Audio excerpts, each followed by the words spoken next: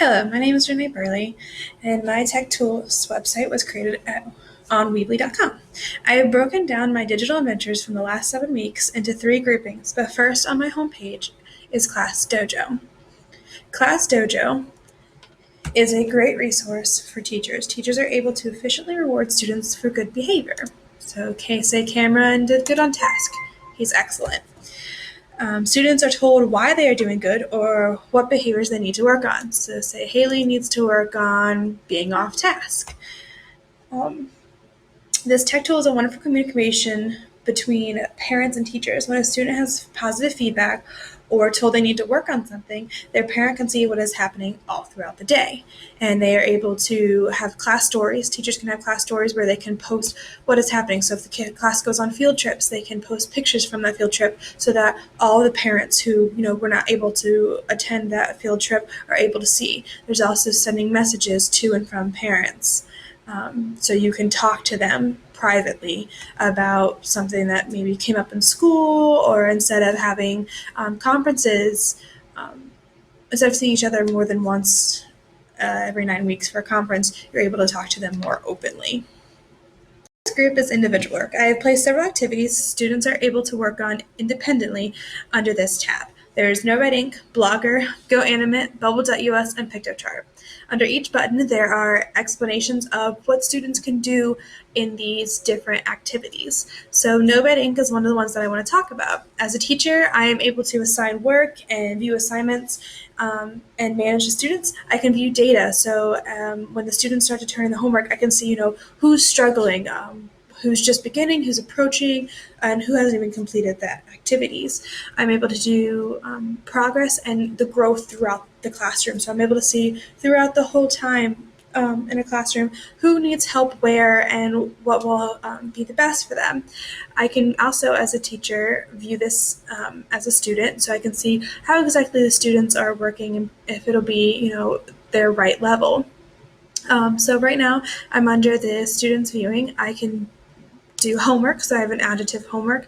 And what's great about this website is that you are able to use your own interests. So there, across the top, it usually comes up the first time you answer a question of what interests you. So one of the interests I put was Harry Potter. So right now we're talking about adjectives. So as you know, the bold adjective describes which noun. So always calm during stressful times. Professor Moody is good at making quick decisions. So Professor Moody.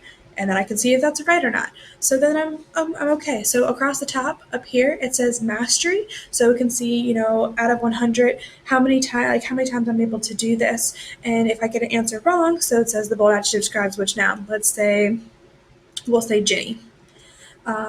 So it says to try it again. So it doesn't take away my mastery, but it's helping me to understand this. So it can show a hint after the second time, let's say feet.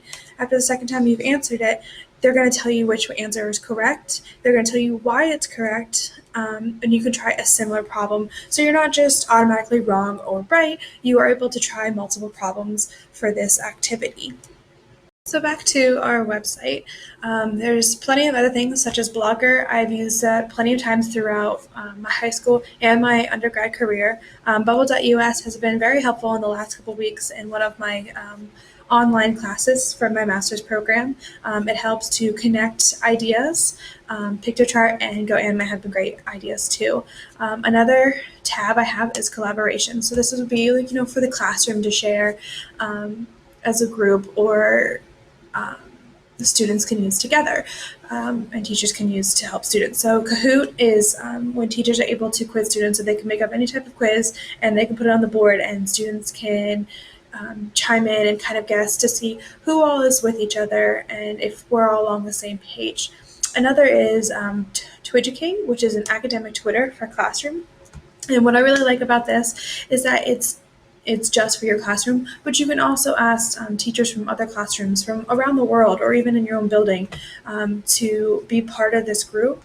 And you can have, post your own thoughts, and, you can put important dates and classroom bookmarks. So a classroom bookmark, I could come over here and I can edit this, and I can put a link on here so that the students can go and see this activity. So I could put my own website on here. I could copy and paste that, and I could copy and paste this, and the students would be able to see this and just go straight to it.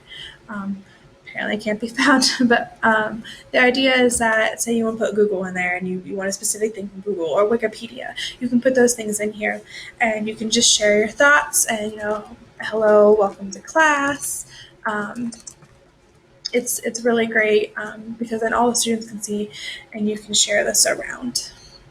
Back to our page, which on the last tab is visual entertainment, where we have McDonald's, free rice, Oregon Trail, and playing history. One of my favorites is free rice, and it's because you can view different subjects and fight world hunger. And what I like about this is that, students together, they are working together to end world hunger, and it's just by learning more information.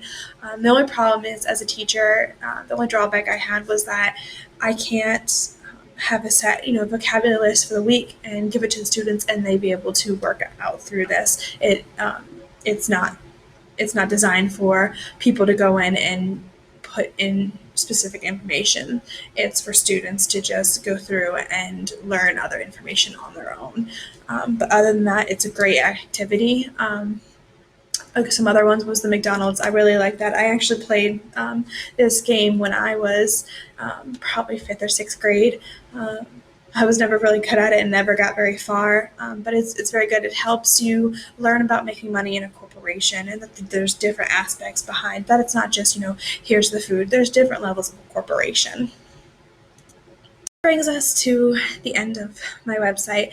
As a student who has grown up with electronics and technology all around them, it's been very interesting the last 7 weeks to see what exactly I've been learning and what exactly I've missed.